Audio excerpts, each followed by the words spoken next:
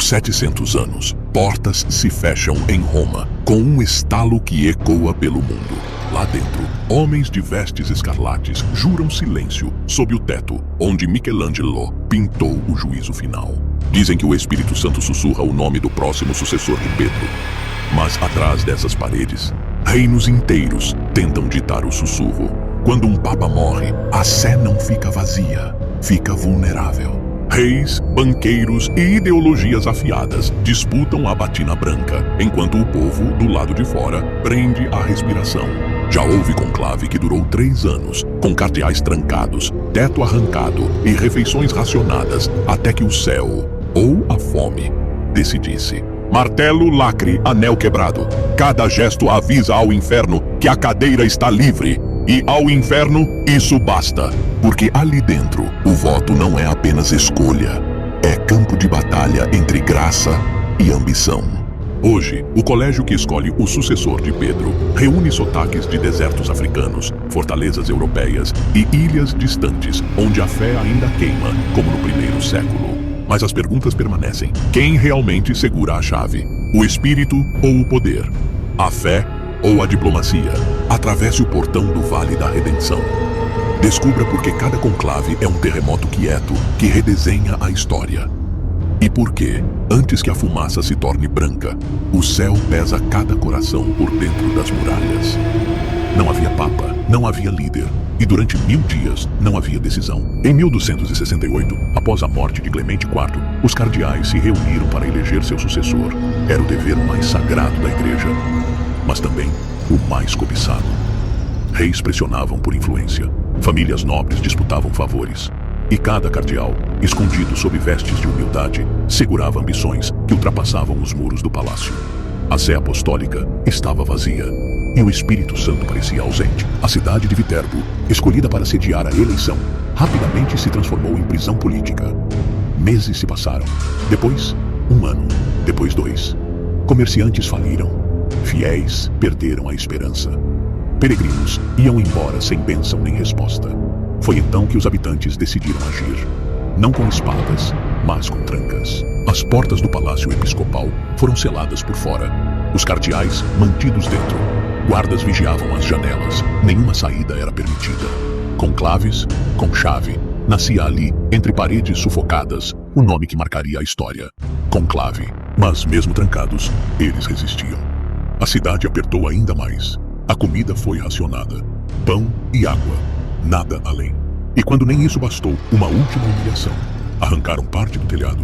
Chuva, vento, calor, frio. A própria natureza se tornou aliada da providência. Durante aquele cerco, as vozes que antes discutiam poder passaram a sussurrar sobre juízo. Somente após 3 anos de impasse, exaustos, famintos e envergonhados, os cardeais finalmente concordaram no nome. Teobaldo Visconti. Um homem que nem sequer estava presente. Chamado às pressas de uma cruzada no Oriente, ele aceitou a missão e foi coroado Gregório X. E com ele, nasceu uma nova regra. Quando um papa morre, os portões se fecham e só se abrem com fumaça branca. A partir de Viterbo, a escolha de um papa jamais seria apenas uma eleição. Seria uma batalha entre vaidade e providência, entre o humano e o divino. Quando um papa parte, o mundo não para. Mas dentro da igreja, um relógio silencia. Durante a sede vacante, o tempo adquire outra textura. Nenhuma lei nova pode ser proclamada. Nenhuma autoridade pode agir em nome do trono. A máquina da fé desacelera. E a ausência começa a pesar. Não só nos corredores do Vaticano, mas no espírito dos fiéis. Cabe ao camerlengo guardar a transição. Ele não governa, apenas vigia. É o primeiro a confirmar a partida do pontífice. Antigamente, usava-se um martelo de prata para tocar a testa do Papa morto e chamá-lo por 3 vezes pelo nome de batismo. Era um gesto solene, quase um chamado às portas do além. Se não houvesse resposta, os aposentos eram selados. O anel do pescador quebrado, nenhuma assinatura a mais, nenhuma palavra em nome do que já não respira.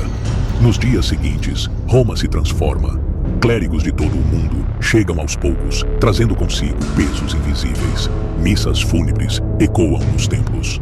No fundo das igrejas, há murmúrios. O povo ora, mas também especula. Quem herdará o fardo? Qual espírito habita nos bastidores? Enquanto isso, os cardeais se observam, conversam, testam, lembram. Nenhum nome é dito em voz alta, mas muitos são medidos em silêncio. Cada um sabe que a decisão que se aproxima será selada diante do céu e julgada por séculos. E enquanto o luto cobre a cidade com vestes negras, algo pulsa nas entrelinhas. O espírito sopra onde quer. Mas quando será ouvido? Quando chega a hora, não há alarde, só um chamado. Na Basílica de São Pedro, os cardeais caminham em silêncio. Suas vestes arrastam o tempo. Sabem que não estão indo apenas para uma eleição. Estão cruzando um limiar, onde escolhas não podem voltar atrás. A missa pro eligendo romano pontifício marca o fim da espera. Ali, cada palavra é pesada. Cada olhar pode conter uma promessa ou um medo. Depois, uma procissão silenciosa segue em direção à Capela Sistina. Não há cânticos, só passos e respiração contida. Lá dentro, o mundo se apaga. A ordem ecoa. Extra omnes. Todos para fora. Fotógrafos, repórteres, auxiliares. Todos se retiram. O som das portas fechando reverbera como sentença. A partir daquele instante só resta o segredo. Eles estão isolados, sem telefone, sem rádio, sem janelas abertas. A capela é clausura. A comunicação com o mundo, rompida por lei e por temor. Um pacto é selado entre os presentes. Não há mais conversa externa, só oração, julgamento e memória. Diante do altar, sob o olhar do juízo final de Michelangelo, cada cardeal jura com a mão sobre os evangelhos. Não há discursos, apenas uma promessa. Escolher, com reta intenção, aquele que deve guiar a igreja. É um ritual antigo, mas não esvaziado, porque ali, entre paredes cobertas por séculos de arte e fé, não se escolhe um chefe, se escuta uma voz. E do lado de fora, o mundo prende o fôlego, porque a fumaça que sairá daquela chaminé pode mudar o curso da história. O silêncio pesa. Cada cardeal está diante de si mesmo e diante de algo maior. Sobre uma mesa simples, repousam as cédulas, pequenos papéis dobrados, marcados com as palavras latinas. Eligo in summum pontificem. Escolho como sumo pontífice. Nenhuma pressa, nenhum ruído, apenas mãos que hesitam e olhos que se levantam em prece. Um a um, os eleitores caminham até a urna. Seguram o voto entre os dedos, como quem carrega uma decisão irreversível. Alguns param por um instante diante do altar-mor. Acima deles, o juízo final os observa em silêncio. Santos, condenados e anjos de espada erguida. Então, com voz quase inaudível, fazem sua oração. Chamo como testemunha Jesus Cristo, o Senhor. Que Ele seja meu juiz. A cédula escorrega da bandeja de prata até a urna. Um gesto pequeno, mas que carrega uma herança de 2000 anos. Quando o último voto é depositado, o rito muda. 3 escrutinadores, escolhidos por sorteio, iniciam a contagem. Cada cédula é aberta, lida em voz alta e perfurada com agulha, depois enfiada em um fio como contas de um rosário político. 3 revisores conferem a contagem. Não pode haver erro, não pode haver dúvida. Se um nome atingir 2/3 dos votos, um novo papa nasce ali, no coração da capela. Se não, os votos são queimados e a fumaça sobe. No pátio, o mundo inteiro assiste o céu, uma cor, um sopro, e o destino de milhões aguarda o sinal que virá da fumaça. Durante horas nada, nenhum anúncio, apenas fumaça negra atravessando o céu de Roma, como se a própria igreja dissesse ao mundo, ainda não. Mas então, o impensável acontece. No alto da Capela Sistina, a fumaça muda, branca, espessa, inconfundível. Um sopro de cal que atravessa séculos e sinaliza. A escolha foi feita. Os sinos da basílica disparam em resposta. Cada badalada ecoa como uma trombeta antiga. A multidão grita, chora, ora. As janelas continuam fechadas. Por instantes, parece que o tempo segura a respiração, até que uma figura surge. O protodiácono. Ele caminha até a sacada, ergue os olhos e proclama em latim: Annuncio vobis gaudium magnum, habemus papam. Anuncio a vocês uma grande alegria, temos um papa.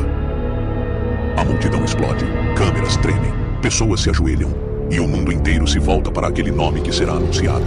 Um nome que não apenas identifica um homem, mas define uma era. João, Bento, Francisco. Cada nome escolhido traz uma história, um símbolo, um compromisso. Instantes depois, o novo Papa surge. Não fala de imediato, apenas olha e sorri. Da sacada central da Basílica de São Pedro, ele levanta a mão e concede sua primeira bênção. Urbi et Orbi, à cidade e ao mundo. Não é apenas um gesto religioso, é um ato de fundação, como quem planta um novo ciclo no coração da igreja. Mas o que acontece depois da fumaça branca? O que o mundo não vê é o que contaremos a seguir. O novo Papa ainda não falou, mas os ritos não esperam. Dias depois, ele é conduzido à Basílica de São Pedro. O corredor parece infinito, em cada passo, o peso de séculos. Diante do altar maior, recebe o palio, tecido simples, mas carregado de sentido. É o sinal de que ele agora carrega o rebanho inteiro sobre os ombros. Depois, o anel do pescador. Não é joia de vaidade, é selo de autoridade. Um símbolo que deve ser quebrado quando ele morrer, para que ninguém jamais fale em seu nome, sem vida em seus olhos. Um ciclo que começa já marcado pelo fim. Diante de milhões, ele se torna o novo sucessor de Pedro. Mas não há coroa dourada. Há silêncio, expectativa e um mundo que observa. Porque o Papa que se levanta herda mais do que um trono, herda um combate. Na guerra invisível entre luz e trevas, entre poder e sacrifício, ele é convocado como guardião. E cada geração espera que esteja à altura. Por trás dos hinos, das vestes e das multidões, uma promessa sussurra. A igreja seguirá viva, mesmo que tudo ao redor se desfaça. Mas até quando? Nem todos usaram a tiara como enfeite. Alguns a carregaram como cruz. Pio VII foi preso por Napoleão. Sem exército, sem palácio, sem liberdade, mas não sem fé. Mesmo no exílio, manteve a igreja coesa, como quem segura uma lâmpada no meio da tempestade. Pio XII enfrentou Hitler com silêncio calculado e diplomacia tensa. Sob ameaça constante, moveu peças invisíveis para salvar judeus escondidos em conventos e embaixo do altar. João Paulo II desafiou o comunismo com palavras que soaram como martelo contra muralhas. Sobreviveu a um atentado, beijou o chão de nações em ruína e deu ao papado um rosto peregrino. Bento XVI surpreendeu o mundo com o gesto mais incomum: renunciar. Não por fraqueza, mas por consciência. Pela primeira vez em séculos, dois papas habitavam o mesmo Vaticano. Um em oração, o outro em missão. E Francisco, o primeiro jesuíta, o primeiro vindo do sul do mundo. Carrega um nome que evoca pobreza e reforma. Um eco de Assis no coração de Roma. Cada um respondeu ao seu tempo. Uns com silêncio, outros com coragem. Mas todos sob o mesmo fardo. Guardar a fé de milhões, mesmo quando o mundo desaba. 7 séculos se passaram. Mas as chaves continuam a girar. Na superfície, vemos cerimônias, votos, protocolos. Mas o que se esconde por trás da fumaça é o verdadeiro segredo. A tensão silenciosa entre o divino e o terreno. Entre o chamado e o cálculo. Entre homens que dobram o joelho e outros que dobram o mundo. Neste especial, atravessamos as portas do tempo e da tradição. Contamos o que está nos livros e o que sempre se sussurrou entre colunas e confessionários. Revelamos o peso de um trono que não se herda por sangue, mas se arrisca pela eternidade. E agora você sabe, a história da eleição dos papas não é feita apenas de votos. É feita de guerras frias, pactos invisíveis e milagres improváveis. Porque ali, na Capela Sistina, enquanto os olhos do juízo final vigiam cada decisão, a igreja inteira se inclina sobre um único ponto: a próxima fumaça. E quando ela subir, que céu ou que abismo ela anunciará? Essa é a pergunta que permanece. Essa é a fé que resiste.